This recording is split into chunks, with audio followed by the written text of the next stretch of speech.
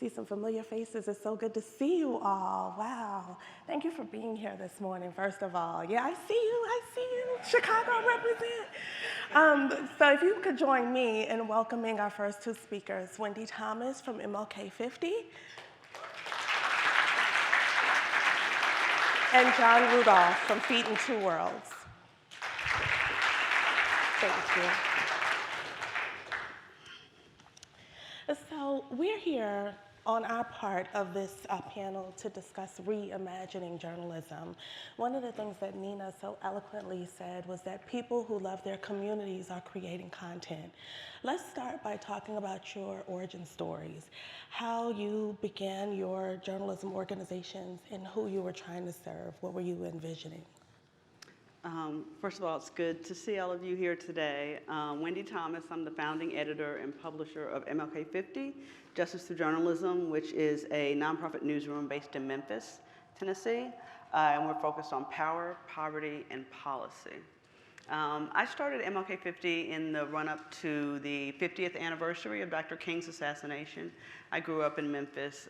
Everything about King looms large over that city. And I really wanted to force the community to think about what we'd done with King's sacrifice. So not focusing on kind of the I have a dream, kind of pablum snippets that get dissected, but really the kind of challenging message he had around economic and racial justice. And what about you, John? Well, first of all, good morning, everyone. Thank you for joining us.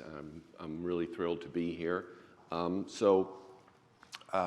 To talk about, first of all, I'm the executive producer and founder of Feet in Two Worlds. And so I want to take you back to the early 2000s. And at that time, immigration was very much in the news, as it is now. Deportations of undocumented immigrants were reaching record levels. Surveillance of immigrants was increasing in the wake of 9/11. Attacks on immigrants, both verbal and physical, were increasing. And at the same time, there was hope because a bipartisan group of senators was working on comprehensive immigration reform. So immigration was in the news, and yet there was a problem because most of the reporters who covered immigration were not immigrants themselves. They were outsiders. And there were institutional barriers as well in journalism. For example, the AP style book said that undocumented people should be referred to as illegal immigrants, and that only changed several years later after a Drop the I Word campaign. So at the time, I was producing documentaries for WNYC here in New York, and I wanted to produce a program about new immigrants in New York City.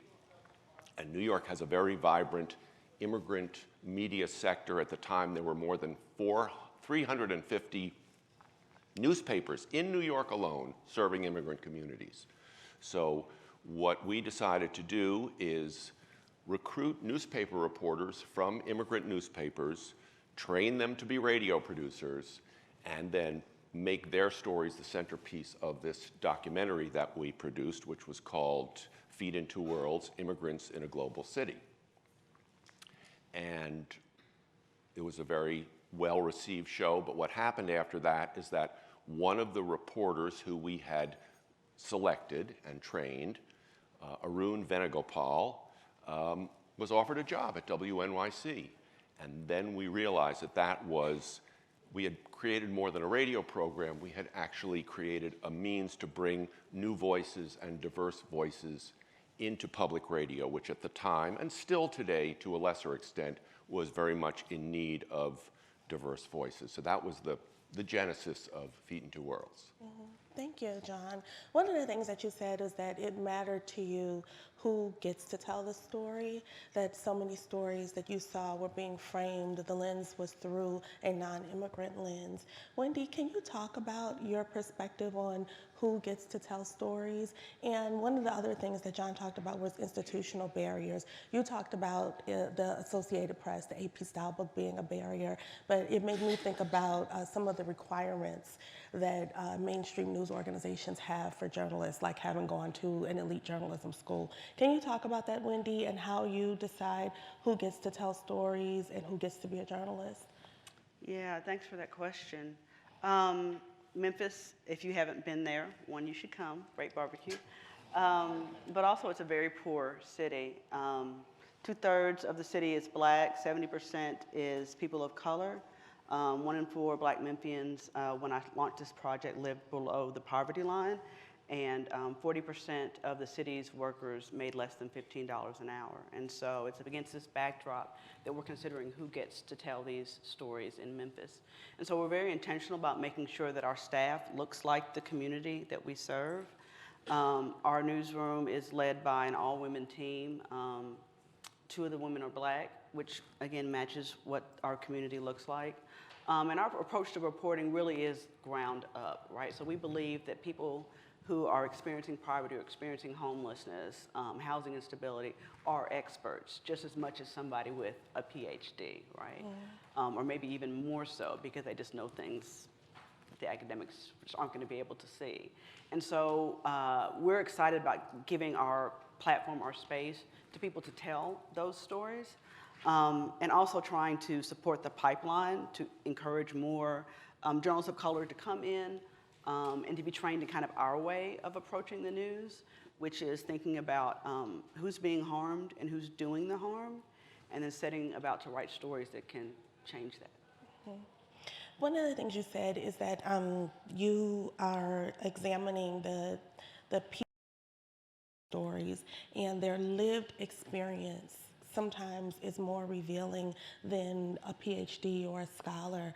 How does that apply to your work, John, and who gets to be a journalist for Feeding Two Worlds? Well, now I know why you asked Wendi and me to be on the panel together, because we're doing very similar work. Mm-hmm. So our mantra at Feeding Two Worlds is, it matters who tells the story.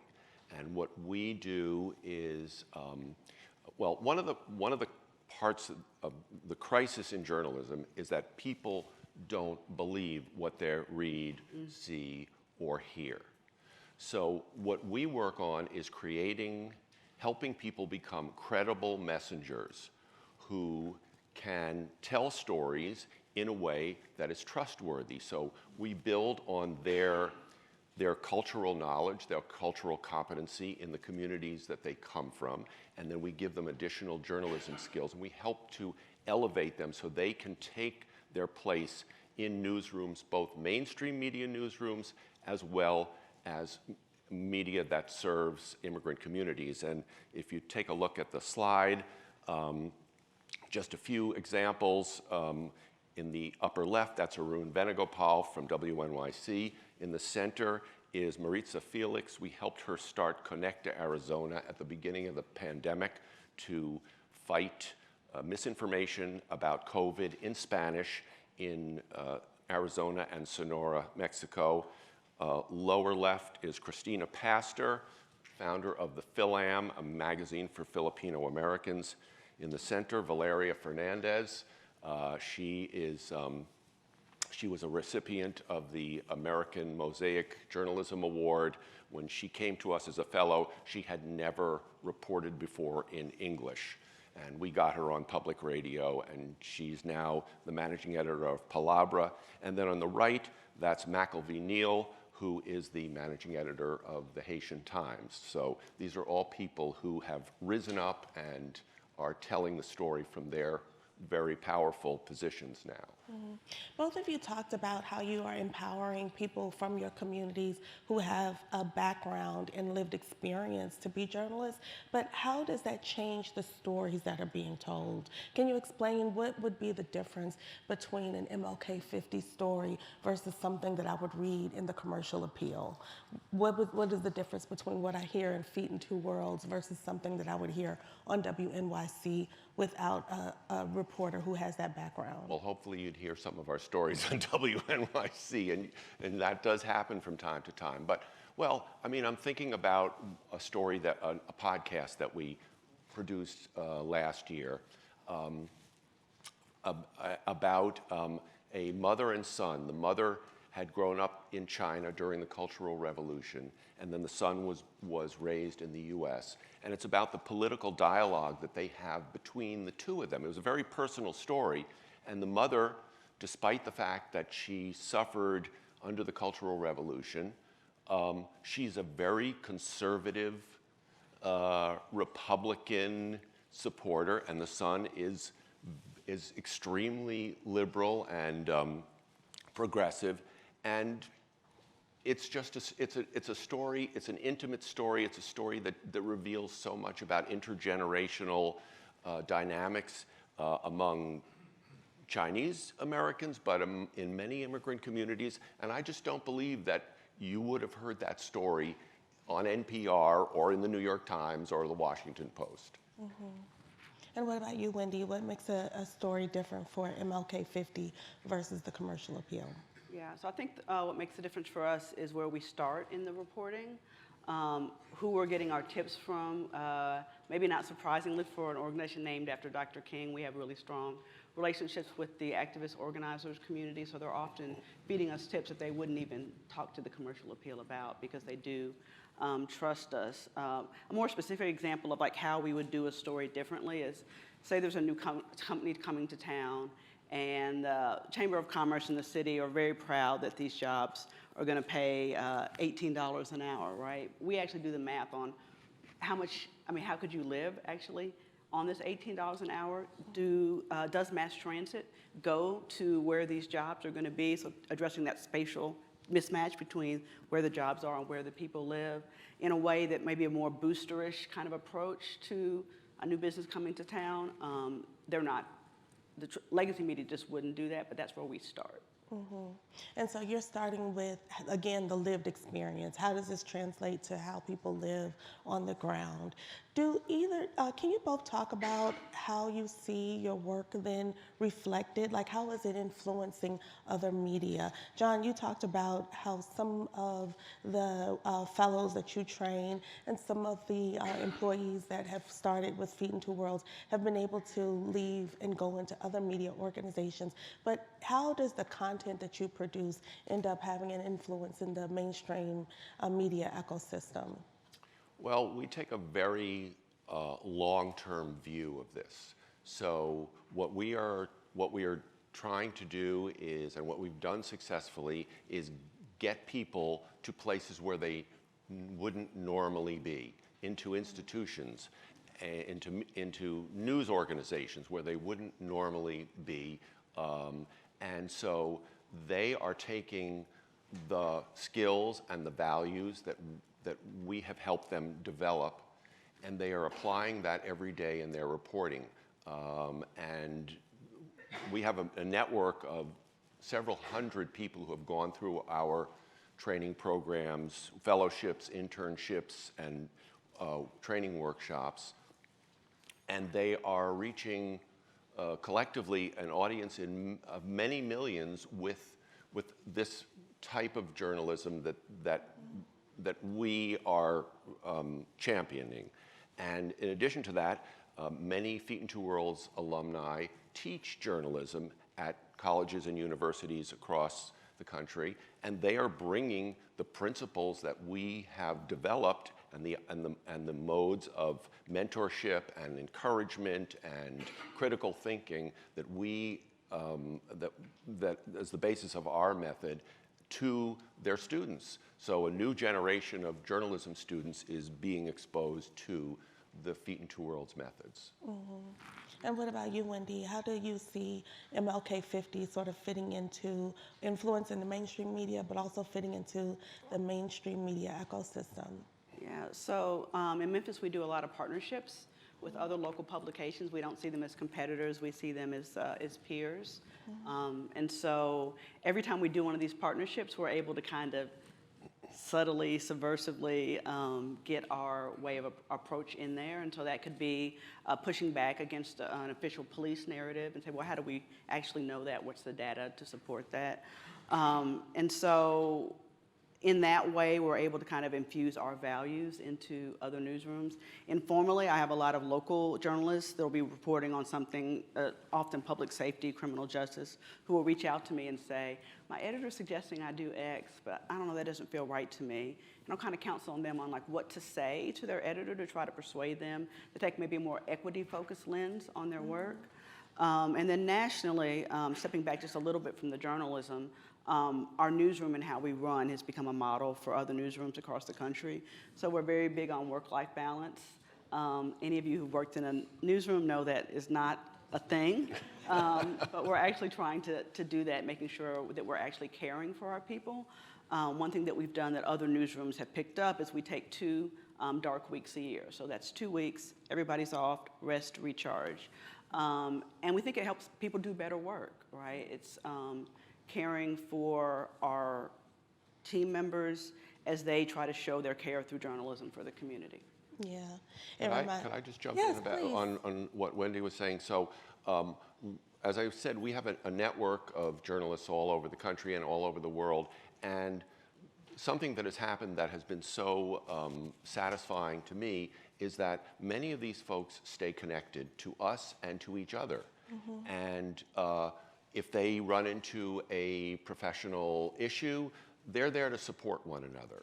And they also help mentor and train younger journalists who are coming up. So we've kind of created this ecosystem where we're furthering these ideas, much in the same way that Wendi is doing in her newsroom. Yeah, and so you've both created organizations that have unique approaches to covering news, but also to cultivating talent within your newsrooms, and that's having an influence on the mainstream media news organizations. I'm curious as to your thoughts, because we're here to talk about reimagining journalism. When you think about the role that you play, do you think you're reimagining journalism, or are you just right-sizing journalism in the way that it's supposed to be? And how do you think this work influences your audience, your specific audiences, but also the audiences that may not read MLK 50? Right. We think a lot about our impact and what kind of difference we're making in the community. I always say that I started MLK 50 to make a tangible, measurable difference in the lives of the city's most vulnerable residents. And so one way that shows up for us, for example, we did an investigation into the debt collection practices of a nonprofit hospital that was suing thousands of people for hospital bills they couldn't pay. This was something that was happening, was hidden right in plain sight at the courthouse. But if you hadn't been sued for debt, there would be no reason for you to go there. So again, thinking about how we connect with people's lived experience. And there were a lot of people really struggling with medical debt. And so we wrote this story. The hospital also sued its own employees, which is kind of scandalous. And through doing that reporting and building trust with people to talk to us about their debts, the story published, and the hospital pronounced itself humbled. It overhauled its charity care policies to be twice as generous as before. It raised the pay of its lowest paid workers from $10 an hour to $15 an hour. And best of all, it dropped nearly $12 million of debt that was owed by more than 5,300 defendants. And so when I think about making impact, it matters less to me that the people whose debt was forgiven actually read our story than that they had the debt erased. The next time I get a hospital bill, I know who I'm going to And what about you, John? Well, we're constantly reevaluating our program. So when Feet into World started, we were mainly a training program. We were exclusively training and mentoring reporters. And then one of our fellows ended up doing a research project after her fellowship and discovered that there were a lot of journalists from immigrant backgrounds, journalists from communities of color that were going into mainstream media newsrooms, and then they were leaving because they felt like their voices weren't heard, and they had no agency. So we then decided to start a editing fellowship program so that we could cultivate newsroom leaders who would understand and have a greater greater understanding of the types of stories and the types of issues that people from immigrant communities and communities of color face. So we did that. Now our latest initiative is we started an investigative journalism unit, and our focus is on disinformation and misinformation affecting immigrant communities, especially Spanish-speaking communities. And I mentioned Maritza Felix and Connect to Arizona a little bit earlier. We started that with her to specifically address misinformation that was being circulated on social media to Spanish speakers in Arizona about COVID. And that project has now grown. The content is distributed mainly on WhatsApp, so we're using the channels that people use. We're not using traditional print newspaper or radio, although some of that's involved, but we're always trying to respond to what the audience needs at the time and what our journalists need as well. Yeah, when I think about my career as a journalist, I got to start off at the Times-Picayune in New Orleans, in a town where we only had one newspaper. And so the attitude there was a lot different from when I joined the Chicago Tribune, where there were so many different news outlets. And so it was really competitive. I know, Wendi, you said that you are partnering with organizations and not seeing them as competition, which is different from the time when I grew up. But I'm curious about how you think about an ideal media ecosystem. Would it be like Chicago, where there are 6, 8, 10 news organizations? Or would it be like New Orleans, where there was just one dominant newspaper that has a deep penetration? What is your vision for the next 5 years in journalism? So I think I'd like to see more partnerships and more collaboration. Let's say if you want to go fast, go alone. If you want to go far, go together. And so I really see an opportunity to my dream is to influence local TV outlets to consider how they cover crime. I know this is like a crazy ambitious dream. But I want to help them think through complicating that narrative. And so one way we do that is to publish our own stories and then get them to pick them up or bring us on to talk about our work. But I've also been talking to people, for example, at Le Bonheur Hospital. So every time there's a shooting, that the story would also include something about getting help for trauma or that sort of thing, not just here's the number for Crime Stopper, And so in this ideal media ecosystem, we'll be influencing everybody, but I do see a need for more than one. You need that diversity. You need your daily paper. You need your investigative accountability outlets like us. You need broadcast news. You need all of that, I think, to keep communities informed. There are a lot of newsrooms like Documented New York that use like WhatsApp to communicate information. Outlier Media does a lot of SMS work. And so I think there's room for all of that in a robust system. Well, I agree with everything Wendi said.